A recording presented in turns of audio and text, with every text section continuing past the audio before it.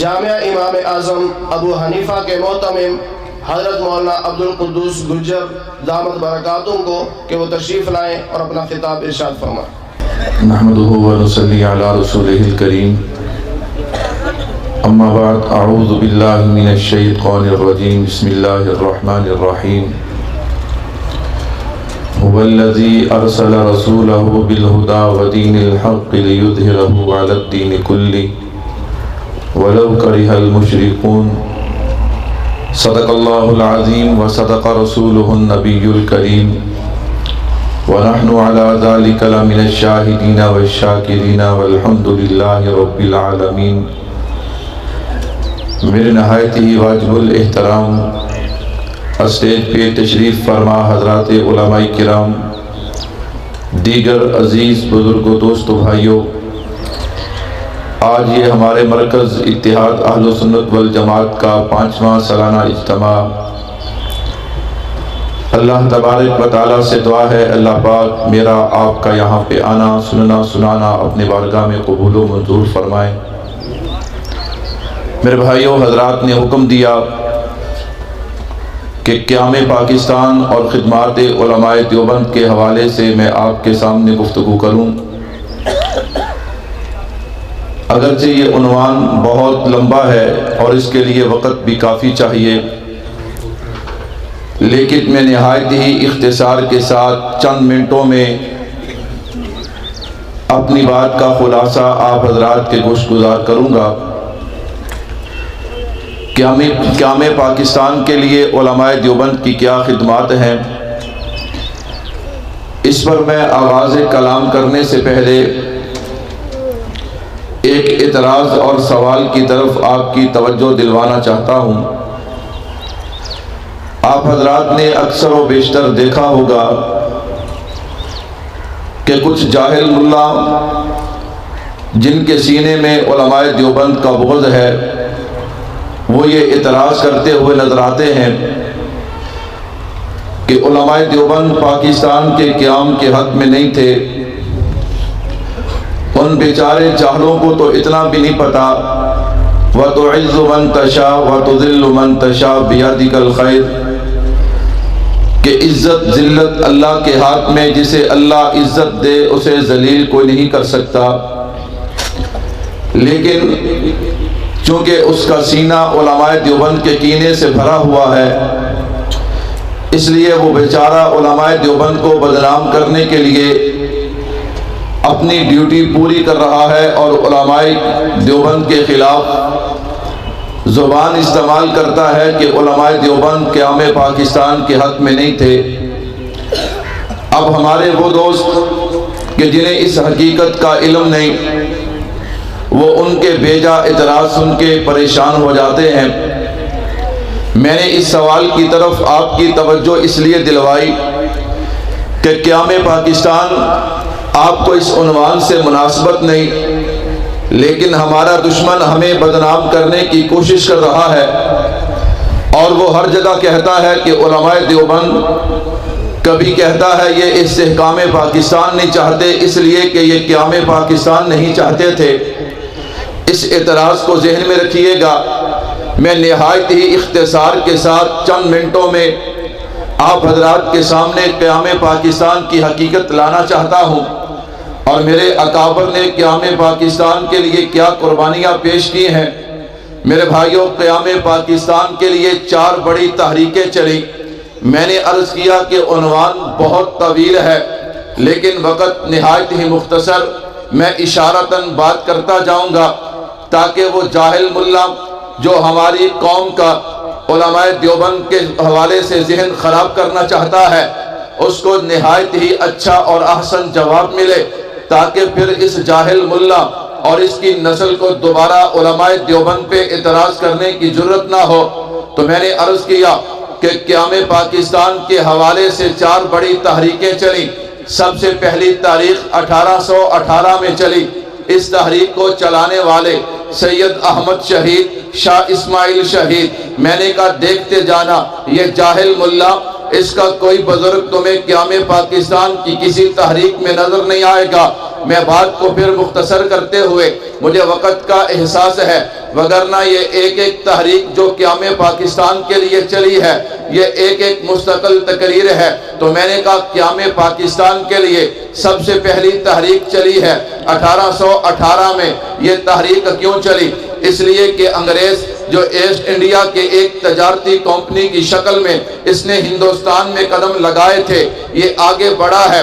ادھر مغلیہ خاندان کی سلطنت ٹوٹی ہے، اس نے آگے بڑھ کے اب علاقوں پہ قبضہ کرنا شروع کر دیا۔ اس نے پہلے بنگال پہ قبضہ کیا، پھر یہ آگے بڑھا، اس نے میسور پہ قبضہ کیا، پھر یہ آگے بڑھا، اس نے سندھ کی طرف اپنے قدم بڑھائے۔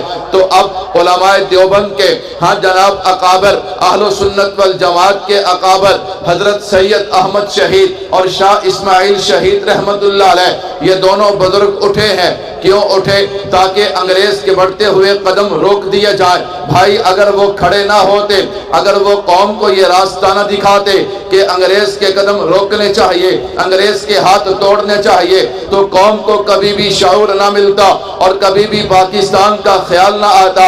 خیر سب سے پہلی تحریک 1818 میں چلی ہے، لیکن بالا کوٹ کے میدان میں، بالا کوٹ کے پہاڑوں پہ ان بزرگوں کو شہید کر دیا گیا۔ اب مسلمان قوم سوچ رہی تھی شاید ان کے بعد اب کوئی آزادی کا نام نہیں لے گا، اب ان کے بعد کوئی انگریز کی آنکھوں میں آنکھیں نہیں ڈالے گا، اب ان کے بعد کوئی انگریز کے راستے میں رکاوٹ نہیں بنے گا۔ لیکن یہ قوم کی بھول تھی، اس لیے کہ جو تحریکیں اخلاص کی بنیاد پہ ہوا کرتی ہیں عروج زوال آیا کرتے ہیں، ہاں صبح و شام آیا کرتی ہے، لیکن جو اخلاص کی بنیاد پہ تحریکیں اٹھتی ہیں وہ کبھی ختم نہیں ہوا کرتی، وہ وقتی طور پہ دوا ضرور کرتی ہیں۔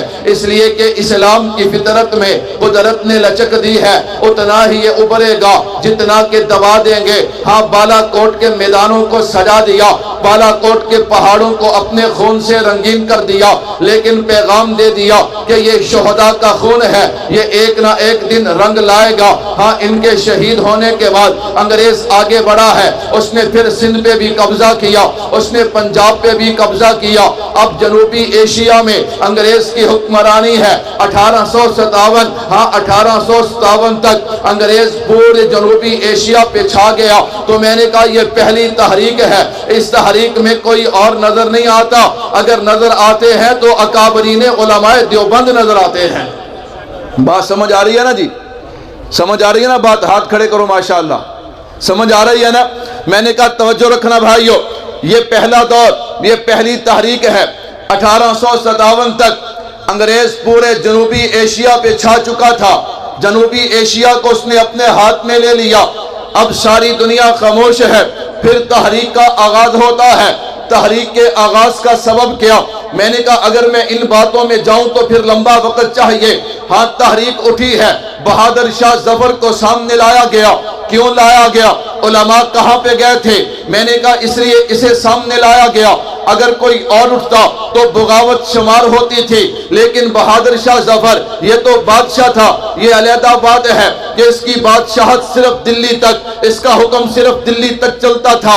یہ تفصیل طلب باتیں ہیں، میں وقت بچانا چاہتا ہوں۔ بہادر شاہ ظفر کو سامنے رکھا گیا، پھر تحریک کا آغاز ہوتا ہے۔ قیام پاکستان کے لیے دوسری تحریک چلی ہے، یہ تحریک آزادی ہند کے نام سے مشہور ہوتی ہے۔ ہاں یہ تحریک چلی ہے، اس تحریک کا امیر کون بنا؟ میں نے کہا اس جاہل ملا کو سامنے رکھنا جو علماء دیوبند پہ اعتراض کرتا ہے، اس سے پوچھنا تحریک آزادی ہند چلی ہے، اس کا امیر کون تھا؟ جواب ملے گا امیر حاجی امداد اللہ مہاجر مکی رحمت اللہ علیہ تھے۔ میں نے کہا اس سے پوچھنا جو علماء دیوبند پہ اعتراض کرتا ہے اس تحریک کا سپاہ سالار کون تھا؟ پھر جواب ملے گا قاسم العلوم والخیرات حضرت مولانا محمد قاسم نانوتوی رحمت اللہ علیہ تھے۔ پھر اس سے پوچھنا اس سپاہ سالار کے نیچے کام کرنے والے مجاہدین کی صف اول میں کون تھا؟ پھر جواب ملے گا کہ حافظ محمد ضامن شہید رحمت اللہ علیہ، پھر پوچھنا یہ تحریک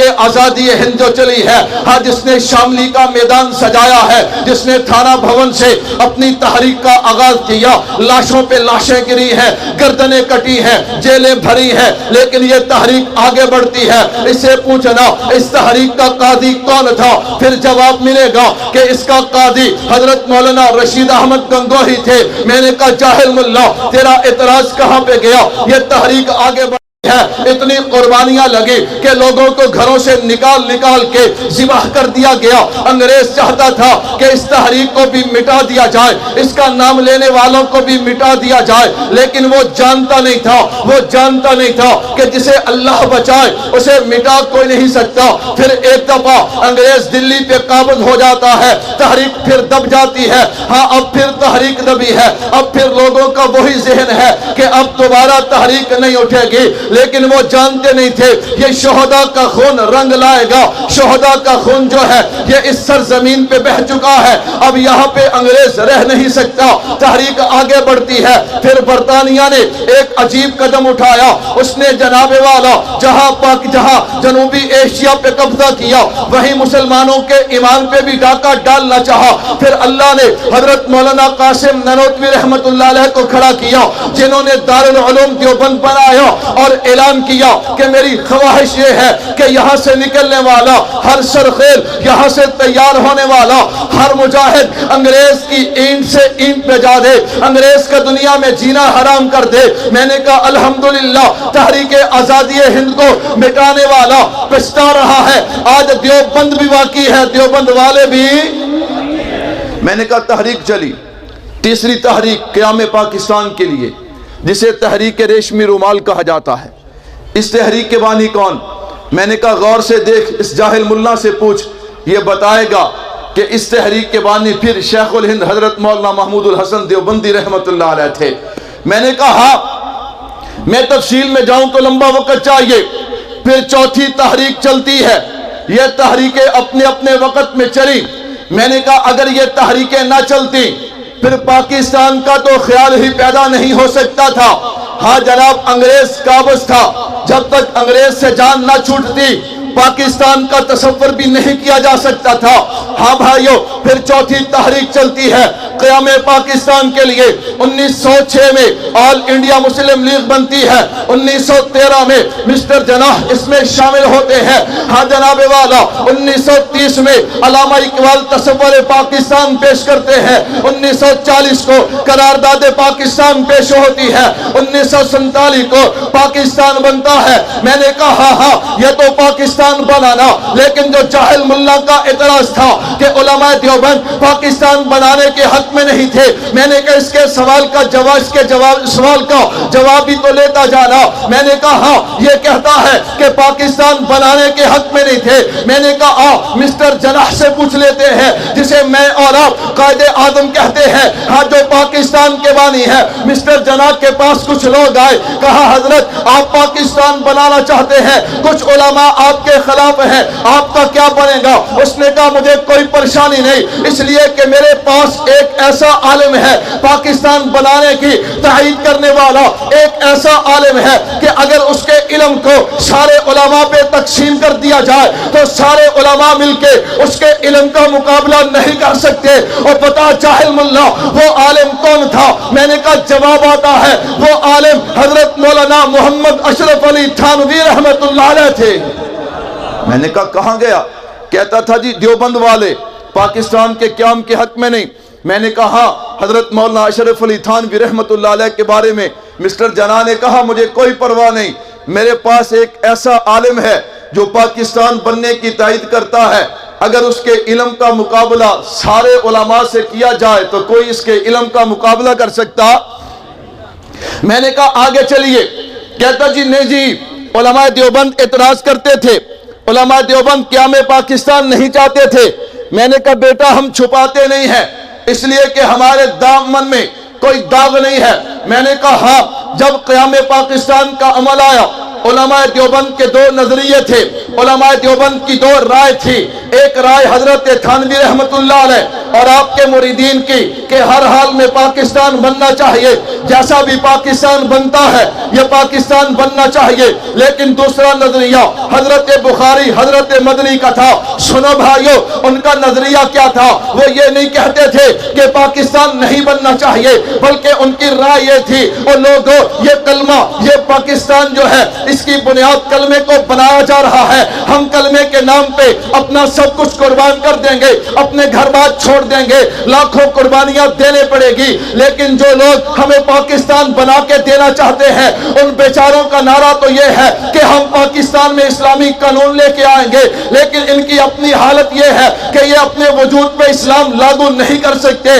ان کی حالت یہ ہے یہ اپنے گھر میں اسلام لاگو نہیں کر سکتے. جو اپنے وجود پہ اسلام لاگو نہیں کر سکتا، جو اپنے گھر میں اسلام لاگو نہیں کر سکتا، وہ ملک کو نظام کیا دے گا؟ یہ ہمارے اکابر کی رائے تھی. اور بھائی رائے تو ہر کسی کا حق ہوتا ہے، رائے دینے میں کوئی حرج نہیں ہوتا اور رائے کو اختلاف نہیں کہا جاتا. جب رائے دی جاتی ہے اگر مان لی جائے تو بھی ٹھیک ہے، اگر نہ مانی جائے. میں نے کہا رائے، حضور جنازہ پڑھانے کے لیے جا رہے ہیں، حضرت عمر آئے، آقا نہ جائیے، عمر پڑھاؤں گا. جب حضور پڑھانے لگے تو عمر پیچھے کھڑے ہیں. میں نے کہا رائے دی ہے، رائے میں کوئی ایسا اختلاف نہیں ہے. میں نے کہا میرے اکابر نے رائے دی ہے. یہ لوگ جو ہمیں اس وقت کہہ رہے تھے کہ ہم پاکستان بنائیں گے، اسلامی قانون لائیں گے، میرے اکابر نے خدشہ ظاہر کیا. میں نے کہا بتاؤ نا، مجھے اور آپ کو تو آج خدشہ ہے نا کہ 65 سال گزر گئے ہمیں اسلامی قانون نہیں ملا. میرے اکابر نے اپنی حکمت اور بصیرت سے اس وقت بتا دیا تھا کہ تمہیں جو پاکستان دیا جا رہا ہے یہاں اسلامی قانون نہیں آئے گا. میں اور آپ آج کہہ رہے ہیں، انہوں نے اپنی حکمت بصیرت سے اس وقت کہہ دیا. لیکن جب پاکستان بن گیا، رائے تھی نا، جب پاکستان بن گیا حضرت مدنی نے حضرت لاہوری کو خط لکھا ہے، کہا ہاں میری رائے تھی اب پاکستان نہ بنے لیکن پاکستان بن گیا. میری رائے تو ایک رائے تھی. خط میں کیا لکھا ہے؟ کہا لاہوری یہ پاکستان ایک اسلامی ریاست کی صورت میں منظر عام پہ آیا ہے، اب اس کی حیثیت ایک مسجد کی ہے. ہاں جناب، اس ملک کی حفاظت کرنا ایک دینی فریضہ ہے. اس کی حفاظت کرنا ایک دینی، یہ حضرت مدنی کہہ رہے ہیں. کون کہہ رہے ہیں؟ اور حضرت بخاری رحمت اللہ علیہ نے تو کمال کر دیا. تارا سنگھ مسٹر جناب کو چیلنج کرتا ہے، پاکستان بنا، تارا سنگھ مسٹر جناب کو چیلنج کرتا ہے، دھمکی دیتا ہے. حضرت بخاری نے کہا تارا سنگھ ہوش کر، تو سمجھتا ہے اگر تو دھمکی دے کے تلوار اٹھائے گا تیری تلوار کا مقابلہ کرنے والا مسٹر جنا نہیں بلکہ عطا اللہ شاہ بخاری ہوگا. میں نے کہا اعتراض کرنا آسان ہے، اس جاہل ملا کو کیا پتا، یہ تو ٹوٹی کے لیے پیدا کیا. میں نے کہا دیکھ سید اسماعیل شہید، سید احمد شہید کی تحریکیں ناکام کیوں ہوئی؟ اس لیے کہ ان پہ اس وقت جناب وہابی ہونے کا الزام لگایا گیا. تحریک ریشمی رومال ناکام کیوں ہوئی؟ اسی وقت انگریز نے جو اپنے ایجنٹ تیار کیے ہوئے تھے اس نے علماء دیوبند پہ نعوذ باللہ نبی کے گستاخ ہونے کے فتوے لگائے. میں نے کہا ہاں اس بیچارے کا تو کام ہے، اس کی تو ڈیوٹی ہے علماء دیوبند کو بدنام کرنا، لیکن یہ جتنا بھی بدنام کرے گا جسے اللہ عزت دے اسے کوئی ذلیل کر سکتا. میں نے کہا کہتا جی آپ کے اکابر خلاف تھے. میں نے کہا سن، حضرت بخاری رحمت اللہ علیہ خطاب کرتے ہوئے فرمایا لوگو میری ایک رائے تھی کہ پاکستان ابھی قیام عمل میں نہیں آنا چاہیے، لیکن اب میری رائے ختم ہو چکی ہے، پاکستان بن گیا ہے. سنو عطا اللہ شاہ بخاری اعلان کرتا ہے کہ اب اگر کوئی زبان پاکستان کے خلاف نکلی وہ زبان گدی سے کھینچ دی جائے گی. اگر کسی نے میری آنکھ سے دیکھا وہ آنکھ نکال دی جائے گی. اگر کوئی ہاتھ بڑھا وہ ہاتھ توڑ دیا جائے گا. اگر کوئی قدم بڑھے وہ قدم کاٹ دیا جائیں گے.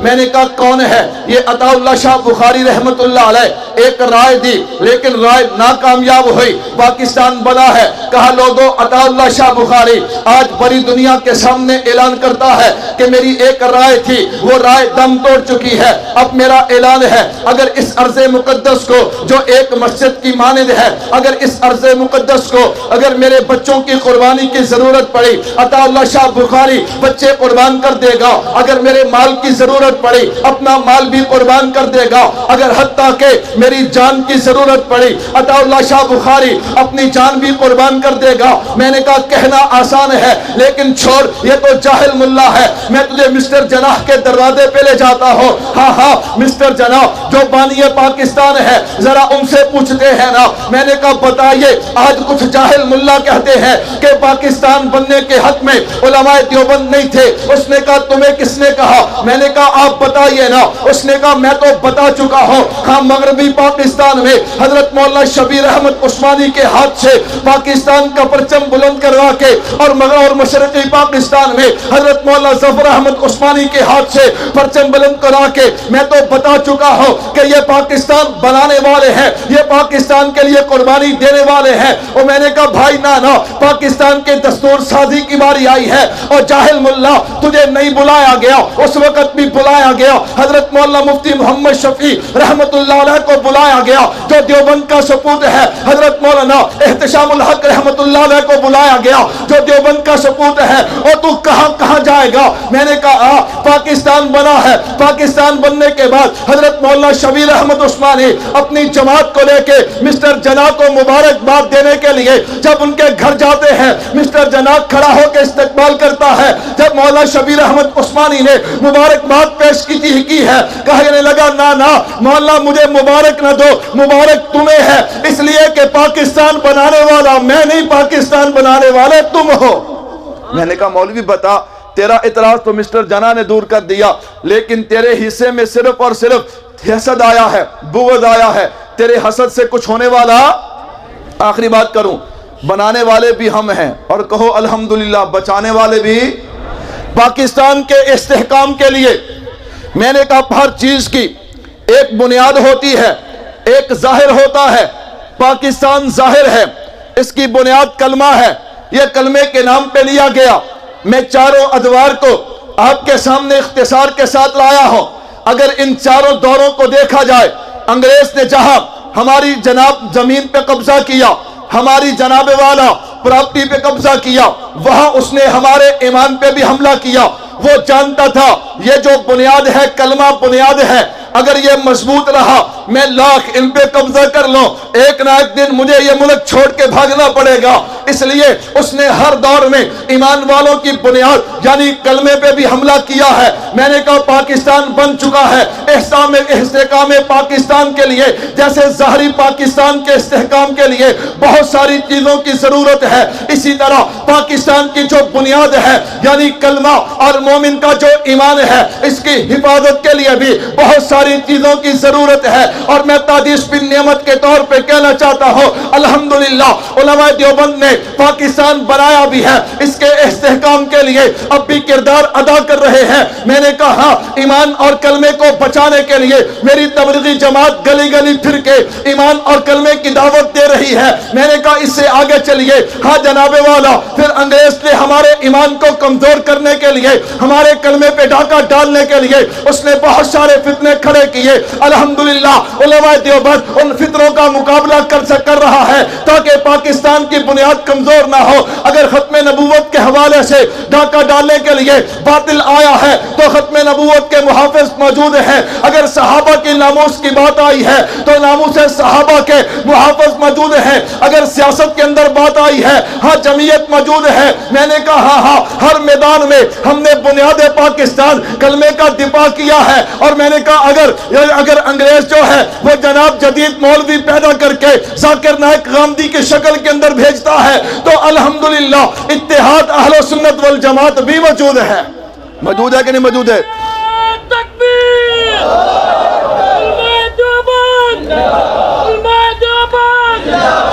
آخری بات کر کے بات ختم کروں، پاکستان بنانے والے کون؟ بولو بھائی، اب کوئی نہیں کچھ کہہ، بولو، یہ اتفاق کی بات ہے۔ کون؟ نہیں بولتے، پیچھے والے دیوبندی نہیں، سارے بولو کون؟ کون؟ اور پاکستان بچانے کی کوشش کرنے والے کون؟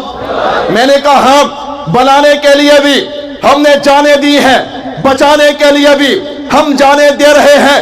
ہم وہ نہیں کہ اگر کوئی 1 2 4 مر جائے پورے ملک کا نظام خراب کر دیا جائے, پورے ملک کو جام کر دیا جائے. ہم نے معصوم بچوں کی لاشیں بھی اٹھائی ہیں, ہم نے طلباء کی لاشیں بھی اٹھائی ہیں, ہم نے اپنے بزرگوں کی لاشیں بھی اٹھائی ہیں, لیکن اس کے باوجود ہم نے اپنے ملک میں بد امنی نہیں پھیلائی, ہم نے اپنے ملک کے لوگوں کو پریشان نہیں کیا. کیوں؟ اس لیے کہ ہم دیوبندی, ہم پاکستان بنانے والے بھی ہیں, پاکستان بچانے والے بھی ہیں, پاکستان بنانے کے لیے بھی ہم نے قربانیاں دی ہیں, پاکستان بچانے کے لیے بھی ہم قربانیاں دے رہے ہیں. لیکن ابھی بھی ہمارے جذبات سرد نہیں. اگر میرے ملک نے جان مانگی ہم جان دیں گے, مال مانگا مال دیں گے. تو پھر میں کہنا چاہتا ہوں, ہری ہے شاخ تمنا ابھی چلی تو نہیں, تبھی ہے آگے جگر مگر بجھی تو نہیں. وفا کی تیغ سے گردن وفا شعاروں کی کٹی ہے برسر میدان مگر اللہ عمل کی توفیق عطا فرمائے.